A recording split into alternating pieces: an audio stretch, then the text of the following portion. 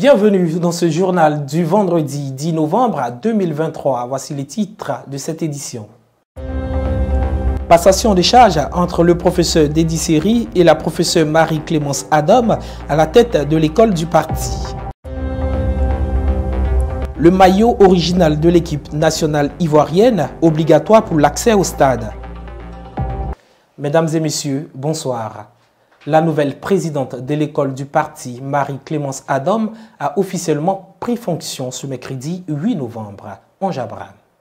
C'est en présence de plusieurs membres de l'école du parti au siège que le professeur Dédi Seri Faustin, le président sortant de l'école, a passé la main au professeur Marie-Clémence Adam, la présidente entrante. Sous l'arbitrage du secrétaire national technique Jean-Martin Dassé, par ailleurs directeur du siège, le professeur Dédi Seri a fait un bref bilan des activités de l'école à sa successeur avant de lui passer les documents afférents. C'est avec plaisir que nous avons échangé. Nous avons remis à la désormais présidente de l'école du parti le dossier concernant nos activités depuis notre naissance en tant qu'organe depuis le 21 novembre 2021 jusqu'à ce jour. Il apparaît, il sort de cet entretien que l'entrant, la responsable entrant ne vient pas en terre inconnue sur le plan des visas, sur le plan des futurs collaborateurs, que concernant l'activité elle-même de formation. Nous sommes tombés d'accord que les échanges vont se poursuivre pour potentialiser le peu qui a été entrepris parce que les enjeux de demain sont extrêmement importants. Je prends conscience de ce que l'école occupe une place centrale dans l'appareil du parti, en termes de formation idéologique, en termes de formation politique, en termes de construction d'une identité de gauche, un profil de militant. J'en ai conscience, je mesure l'ampleur de la tâche, mais comme je l'ai dit lors de la passation, mes craintes sont limitées et mes espérances sont boostées par la qualité des membres de l'école présents et aussi par le fait que le responsable sortant part sans vraiment partir. Il demeure en charge de la formation, il a été notre formateur et il l'a dit, la collaboration, les échanges demeurant, il n'y a pas de raison que les choses ne se passent pas bien. Il a dit notre objectif, c'est vraiment l'échéance 2025. Je dirais même l'échéance 2024. Faire en sorte qu'au 31 décembre 2024, nos militants soient prêts pour engager la bataille des élections de 2025. Et nous allons tous nous y mettre au niveau de l'école du parti, mais je ne doute pas que tous les autres organes et toutes les autres instances du parti se mettent avec nous pour nous aider, parce que ce n'est pas que l'affaire de l'école. C'est une affaire qui concerne tout le parti. Je dirais que l'action de l'école est transcendantale et tout le monde elle est transversale et tout le monde devra s'y mettre pour nous aider. Et je ne doute pas que cela se fera, parce que c'est comme ça qu'on a toujours travaillé au parti. Désormais à la tête de l'école du parti, qui est Marie-Clémence Adam. Enseignant-chercheur, professeur titulaire de littérature et civilisation africaine, Marie-Clémence Adam est spécialisée en histoire littéraire et poétique. Les pratiques littéraires et langagières de la néo-urbanité ivoirienne est son domaine de recherche. Marie-Clémence Adam allie excellence et politique. Membre de la cellule universitaire de recherche de la formation politique du Front populaire ivoirien, CUF, Clémence Adam entre au secrétariat général de l'ancien parti en 2015 en charge de l'éducation nationale au congrès de Mama. Fort de ses compétences, elle est nommée vice-présidente, toujours en charge de l'éducation nationale en 2018 à l'issue du congrès de Moussou. Depuis la création du Parti des peuples africains Côte d'Ivoire en 2021, Marie-Clémence Adam assure la présidence en charge de l'enseignement supérieur et de la recherche scientifique. Militante de la fédération de Cocody, sa devise est « Donner au moins autant qu'on a reçu ». Nommée le 23 octobre dernier par le président Laurent Gbagbo à la tête de l'école du parti, Marie-Clémence Adam a officiellement pris fonction. Elle et son équipe ont en charge la formation politique des militants. Après Octobre Rose, place au mois de novembre, mois dédié à la lutte contre le cancer de la prostate. Qu'est-ce que le cancer de la prostate? Comment l'éviter et peut-on en guérir? Toutes les réponses dans cet élément de Françoise Rabé. Depuis quelques années, le monde entier, chaque mois de novembre, met l'accent sur le dépistage et la prévention du cancer de la prostate. Ce mois de novembre est appelé Novembre bleu à cause de la jante masculine et vu que c'est un cancer qui touche essentiellement les hommes. La prostate est un organe qui joue un rôle dans la production du sperme en produisant un liquide appelé liquide prostatique qui permet la survie, la maturation et la mobilité des spermatozoïdes produits par les testicules. Son second rôle est de permettre l'éjaculation. Plusieurs facteurs à risque, l'âge avancé, les antécédents familiaux de cancer, l'origine ethnique, le poids, l'obésité et la taille sont entre autres quelques facteurs de risque de survenue des cancers prostatiques. C'est le premier cancer chez les hommes de plus de 45 ans.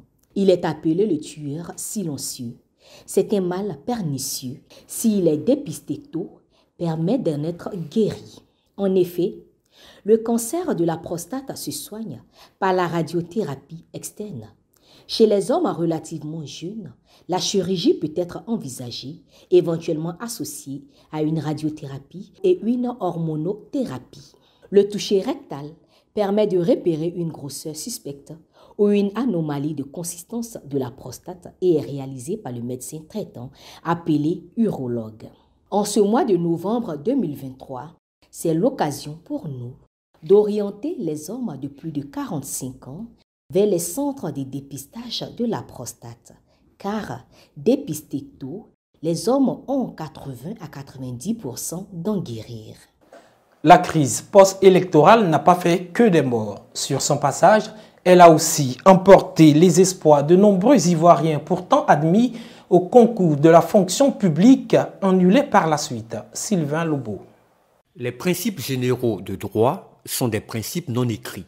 Autrement dit, non expressément formulés dans des tests, mais qui, dégagés par le juge et consacrés par lui, s'imposent à l'administration dans ses diverses activités. L'un de ces principes est la continuité des actes de l'administration. Ce principe semble n'avoir pas prospéré dans le cas des admis au concours d'entrée à l'École nationale de police, section 2010. On se souvient des propos tenus par le porte-parole du collectif des admis de la session 2010, je cite « Nous sommes des enfants de pauvres et nous n'avons pas d'autres emplois ». Fin de citation. Ce porte-parole s'adressait en ces termes émouvants ce mardi 10 juillet 2012 aux autorités ivoiriennes, en l'occurrence le président Ouattara et son ministre de l'Intérieur d'alors, feu Ahmed Bakayoko. L'infortuné tentait tant bien que mal de les émouvoir, mais mal lui en prit. Le ministre d'État, ministre de l'Intérieur, feu Ahmed Bakayoko, le Golden Boy, est resté droit dans ses bottes. Il a purement et simplement annulé l'admission de près de 1476 Ivoiriens au concours d'entrée à l'École nationale de police, faisant fi par ignorance ou par méconnaissance du principe sacro-saint du respect de la continuité des actes pris légalement par l'administration. Pour l'administration Ouattara de l'époque, il fallait coûte que coûte récaler les 15 commissaires, les 65 officiers et les 1396 sous-officiers du 7 septembre 2011 au motif que leur admission était nulle et de nul effet parce que leur succès résultait d'un concours organisé par l'administration du régime Gbagbo. Ce que les partis de l'opposition et les récalés de la session 2010 récusaient avec véhémence, ils estimaient que l'annulation des résultats obéissait à un seul objectif, laisser libre cours à la politique de rattrapage ethnique lors du concours de la session suivante, c'est-à-dire la session de 2011. Les récalés de la session 2010 ont entrepris des démarches les 15, 18 et 25 mai 2012 auprès des autorités et pour tempérer leurs ardeurs, des audiences leur ont été accordées et sans plus. 2010, 2023, 13 années se sont écoulées. La question des admis du concours d'entrée à l'École nationale de police, session 2010, semble, sans risque de nous tromper, désormais reléguée au calendrier grec. Néanmoins, ce fait reste gravé dans la mémoire collective et l'on a donc raison d'avoir peur que cette pratique injuste, illégale et décriée ne fasse jurisprudence dans l'administration ivoirienne. Les fans de football devront débourser la somme de 59 000 francs CFA, soit à plus de la moitié du SMIC ivoirien, pour avoir le maillot des éléphants de Côte d'Ivoire, afin d'avoir accès au stade lors de la Coupe d'Afrique des Nations. Les Ivoiriens ne savent plus où donner de la tête, tant ils sont acculés par leurs gouvernants qui visiblement ignorent les conditions de vie difficiles de leur population. Ces populations qui encaissent sur leurs épaules déjà affaiblies les coûts élevés du loyer, celui du transport et maintenant celui des produits de première nécessité. Ces Ivoiriens seront désormais sélectionnés à la valeur de leur maillot pendant la Coupe d'Afrique des Nations, comme annoncé par le président du COCAN, comité d'organisation de la Coupe d'Afrique des Nations, pour avoir accès aux différents stades. Je pense que votre pari est déjà gagné. Quand on a vu les 3 matchs tests que nous avons vus, 1 au stade Alassane Ouattara et 2 au stade Félix Houphouët-Boigny. La bourgonnière du Félicia était orange. C'est vrai. Il y a des maillots orange qui sont venus de Treichville et d'Adjamé. On ne veut plus les voir.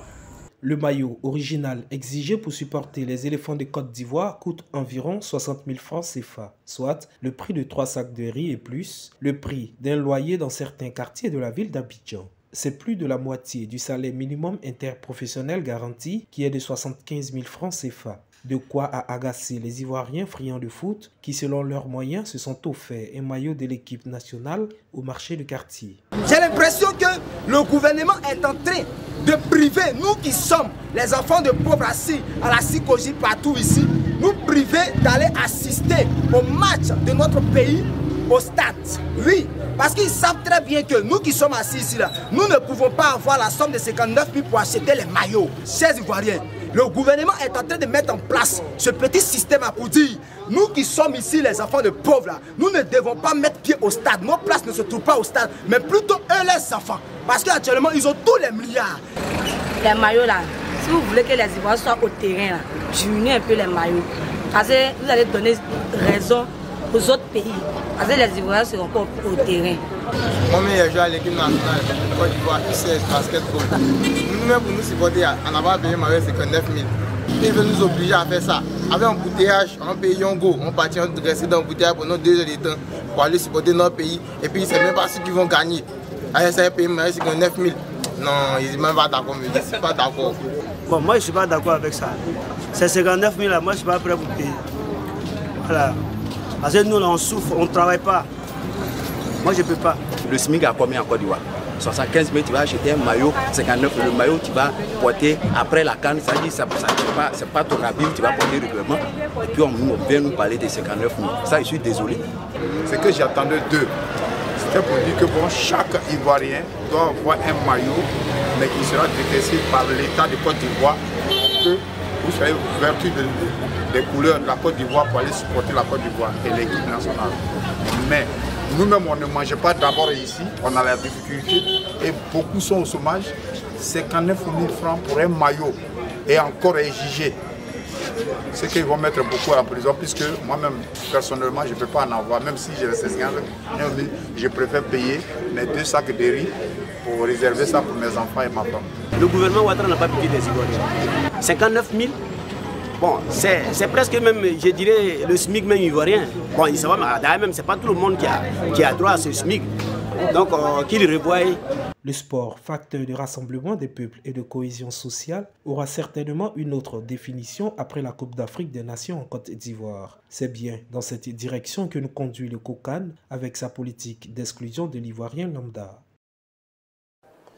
La démission est un acte par lequel l'on signifie sa volonté de se démettre, notamment d'une fonction lorsqu'on a échoué. Malheureusement, ce mot est méconnu en Côte d'Ivoire, comme nous l'explique Olga Bailly. Le combat du président Laurent Gbagbo, président du Parti des peuples africains Côte d'Ivoire depuis des années pour l'émancipation et la souveraineté des pays africains, porte ses fruits malgré sa mise à l'écart par l'impérialiste. Le réveil des fils et filles de l'Afrique se fait comme une traînée de poudre. Après le Mali, la Guinée, le Burkina Faso et le Niger, c'est le Sénégal. Les fils et filles du Sénégal, dont la principale langue est le Wolof, prennent position. Sénégal, au pays de la Teranga, est un pays de l'Afrique de l'Ouest colonisé par la France, qui, elle, était intéressée par les matières premières de ses colonies et des débouchés dans celles-ci. Et durant plusieurs années, elle a continué à profiter de ces ressources avec la complicité de certains Africains. Et depuis lors, c'est le même procédé. Mais aujourd'hui, les données ont changé. La nouvelle génération a décidé de lutter pour l'émancipation de l'Afrique et plus précisément du Sénégal. Au nom de ceux-ci, nous avons Ousmane Sonko, fervent défenseur de la souveraineté du Sénégal. Il est aujourd'hui l'opposant emblématique face au président Macky Sall. Grâce à son combat, des voix se sont levées pour dire non à l'injustice, pour dire non à l'assujettissement et pour dire non à l'expropriation des richesses du Sénégal et de l'Afrique. Un juge du tribunal administratif de Ziguinchor a donné le ton. Il a pris une décision courageuse, celle d'annuler la radiation de l'opposant sénégalais de la liste électorale. Aujourd'hui, nombreux sont ceux-là qui ont épousé son idéologie. Après cette décision courageuse de ce juge, c'est au tour du ministre sénégalais du pétrole et des gaz, Thierno Alassane Sall, de déposer sa démission.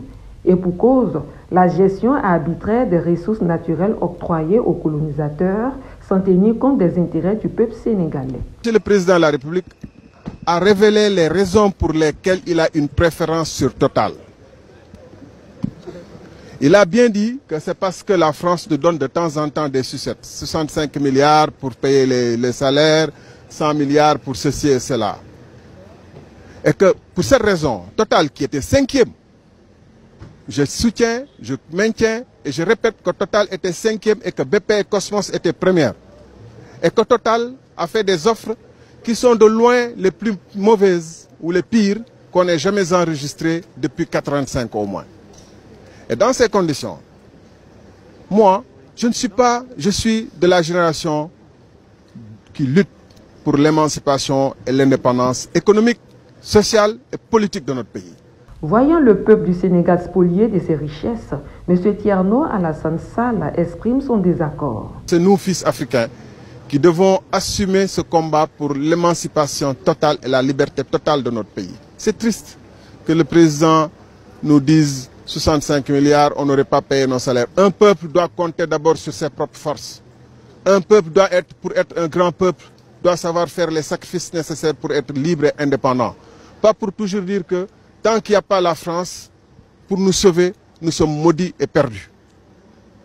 Et c'est pour cette raison que nous sommes sur le terrain et que nous nous battrons. J'ai ressenti de la tristesse parce que, comme la plupart des Sénégalais, regardez les films, regardez le langage gestuel, le langage corporel du président, regardez tout ce qui entoure. Et la RTS qui a coupé le signal, vous avez tous vu le signal qui a été coupé. J'ai ressenti de la fierté d'avoir fait ce que j'ai fait.